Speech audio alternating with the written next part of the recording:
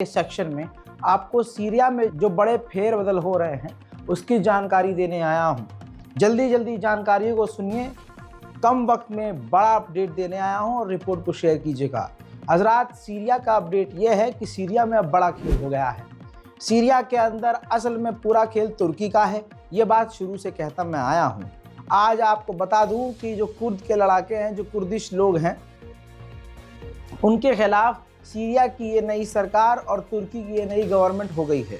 दोनों ने हाथ मिला लिया है। दोनों की मिलिट्री, तुर्की की मिलिट्री सीरिया के अंदर जो है वो, और सीरिया की नई सरकार की जो मिलिट्री है, दोनों मिलकर कुर्दिश लड़ाकों पर हमले करेगी, बड़े स्ट्राइक कर सकती है। तो अब कुर्दिश लड़ाके और कुर्दिश लोग जो हैं वो बड़ी मुसीबत में फंस चुके हैं।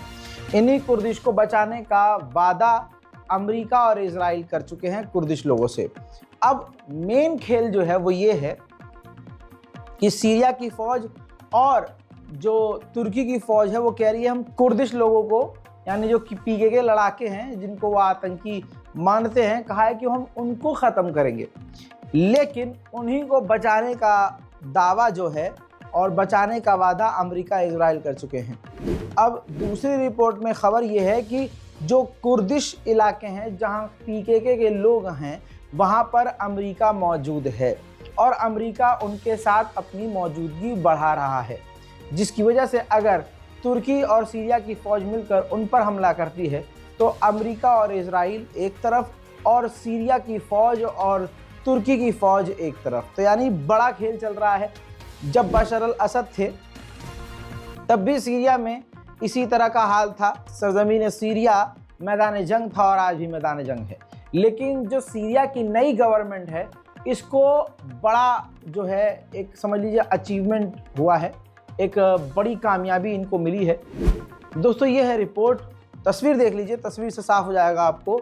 सीरिया के अंदर बशर अल असद के खिलाफ बहुत सारे संगठन थे, मिलिट्री ग्रुप थे, और इसके अलावा और भी अपने जो दूसरे संगठन थे जिनके अपने अपने मकसद थे, वो जो वहाँ पर सीरिया में एक्टिव थे और लगातार गवर्नमेंट से लड़ रहे थे।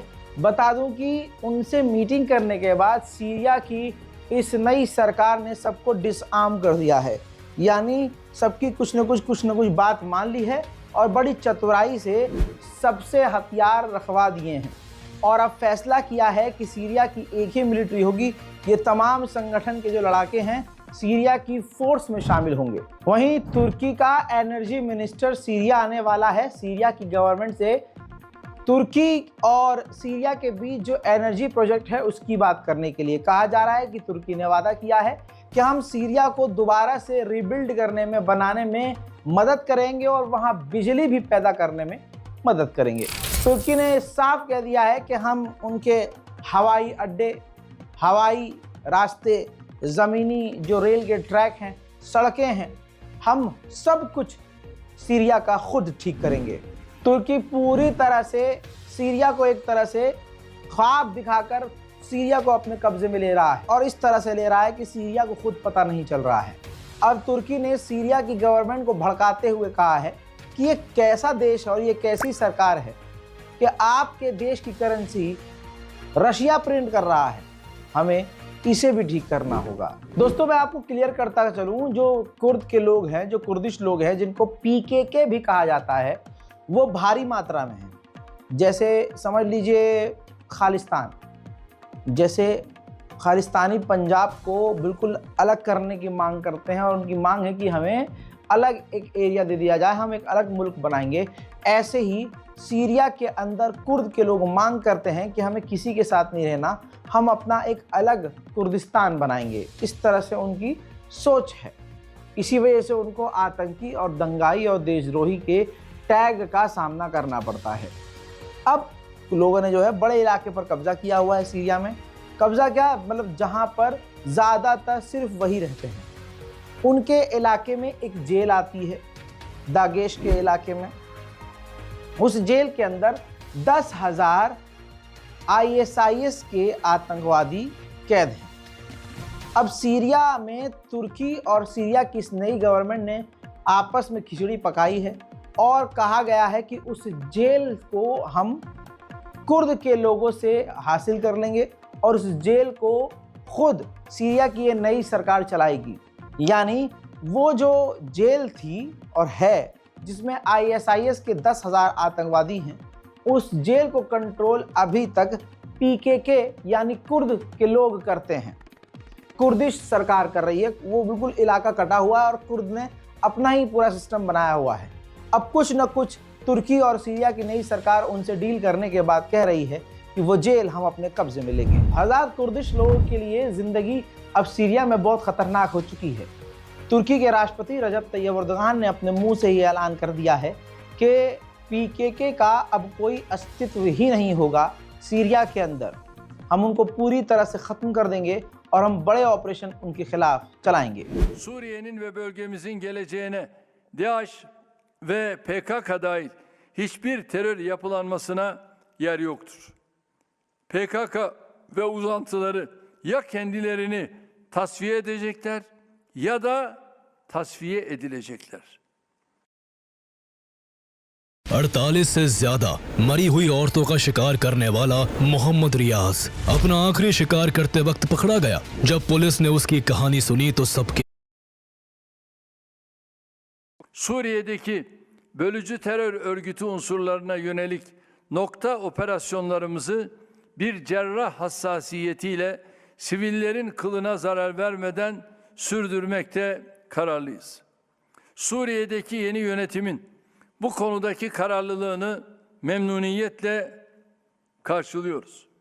Yakın zamana kadar bölücü örgütün arkasında duran batılı ülkelerin de bu canilerden desteğini yavaş yavaş kestiğini görüyoruz. Şunu rahatlıkla ifade edebilirim.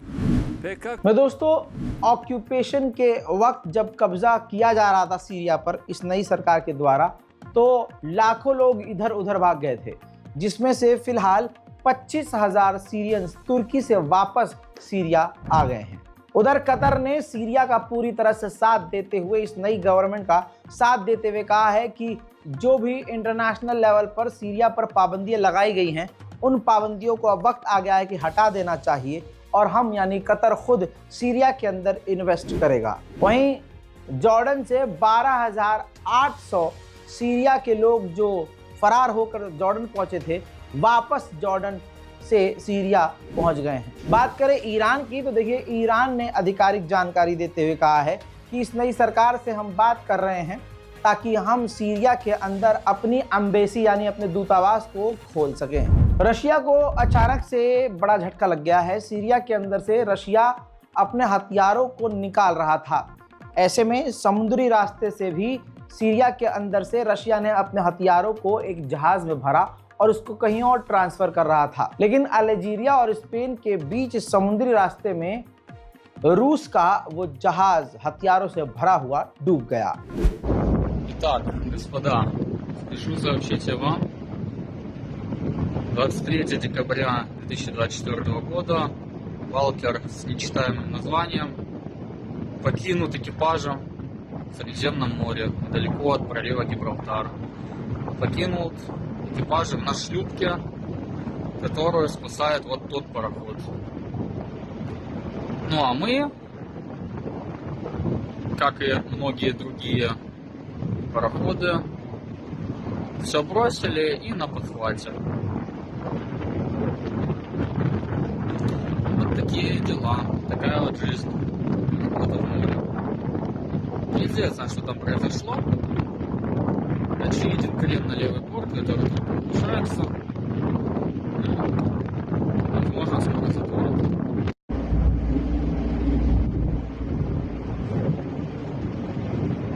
Кто что видит, подскажите.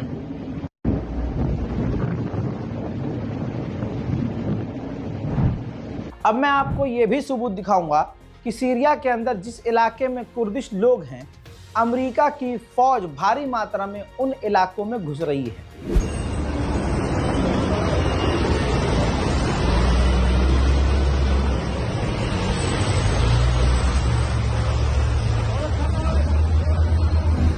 यानी तस्वीर मैंने साफ कर दी है।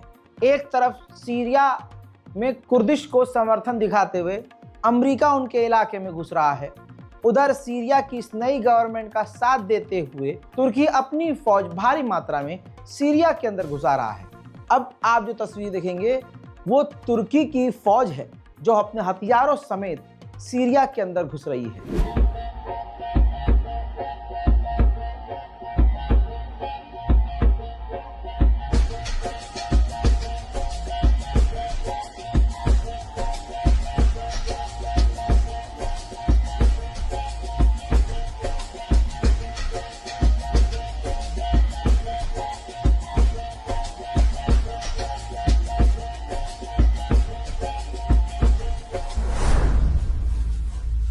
जहां ये दिखाया जा रहा है कि सीरिया के अंदर इस नई सरकार के आने के बाद सब चंगा सी, लेकिन मैं आपको बताना चाहूँगा कि अलेप्पो के अंदर सीरिया में एक बड़ा शहर, सबसे पुराना शहर, वहाँ पर एक कार धमाका हुआ।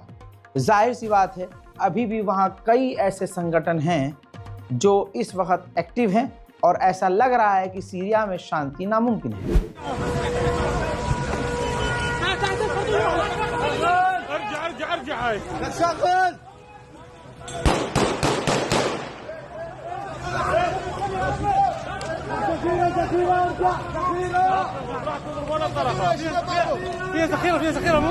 वहीं सीरिया के गोलान हाइट पर कब्जा अभी भी इजराइल का है, लेकिन तथाकथित मुसलमान, नाम नेहाद मुसलमान, बेचारे मुसलमान सीरिया की इस नई सरकार को हीरो मानते हैं, जबकि हीरो ये तब कहलाते जब ये सीरिया की नई सरकार खुल्लम खुल्ला आलोचना करती इजराइल की और ये कहती कि हमारे इलाके से बाहर इजराइल निकले। भाई साहब, लड़ना तो दूर, मुंह से बोलना भी इन्होंने गवारा नहीं समझा। बल्कि सीरिया के गोलान हाइट में जो यहूदी बसे हुए हैं, ये देखिए, इंटरव्यू के दौरान उन्होंने कहा कि जो 5 किलोमीटर का हमने बफर जोन बनाया हुआ है सीरिया के इलाके पर कब्जा करके, वो सिर्फ 5 किलोमीटर नहीं बल्कि 20 किलोमीटर होना चाहिए। इजराइल को सीरिया के नए नए इलाकों पर मैक्सिमम लेवल पर कब्जा करना चाहिए। ईसाइयों के ऊपर दमिश्क में खतरनाक, यानी सीरिया में खतरनाक हमले हुए हैं इस नई सरकार के आने के बावजूद। बल्कि इस नई सरकार ने एक तरफ ये वादा किया था कि जो वहाँ अल्पसंख्यक समुदाय के लोग हैं उन पर हमला नहीं होगा, उनका हम ध्यान रखेंगे। अभी इनकी सरकार ठीक से बनी भी नहीं और क्रिसमस के मौके पर पूरे सीरिया में ईसाइयों के ऊपर हमले होना शुरू हुए।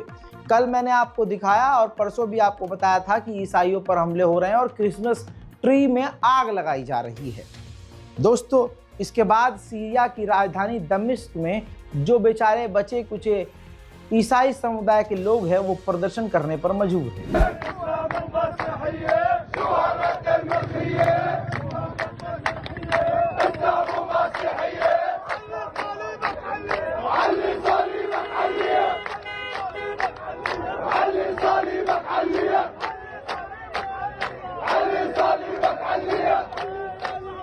उधर इस सीरिया की नई सरकार का मकसद खतरनाक है।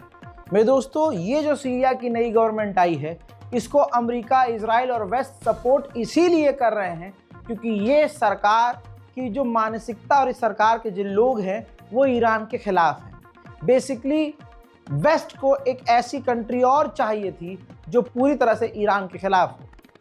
तो बशर अल असद की सरकार गिराई गई और सीरिया में नई इस सरकार को आतंकियों के द्वारा बनाया गया। आतंकियों के द्वारा इस मुल्क पर हमला करवाया गया, सरकार बनवाई गई और उस आतंकी के सर से इनाम और टेररिस्ट का टैग हटा दिया गया। ये सामने की बात है, आपको अच्छे से मालूम है।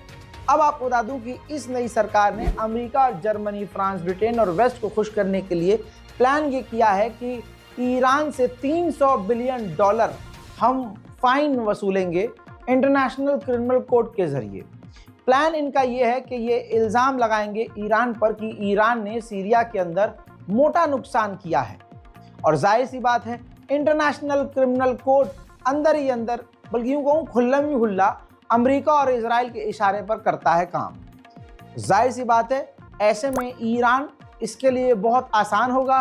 इंटरनेशनल क्रिमिनल कोर्ट को भी एक मौका मिल जाएगा यूरोप को खुश करने के लिए और वो ईरान पर सख्त कार्रवाई करके उनसे कहेंगे कि भैया आपने तो क्राइम किया और आपको $300 बिलियन जो है सीरिया को देना पड़ेगा। मिडिल ईस्ट से सीरिया स्पेशल रिपोर्ट में फिलहाल के लिए इतना ही। इस रिपोर्ट को शेयर कीजिए, दुआओं में याद रखिए, चैनल को सब्सक्राइब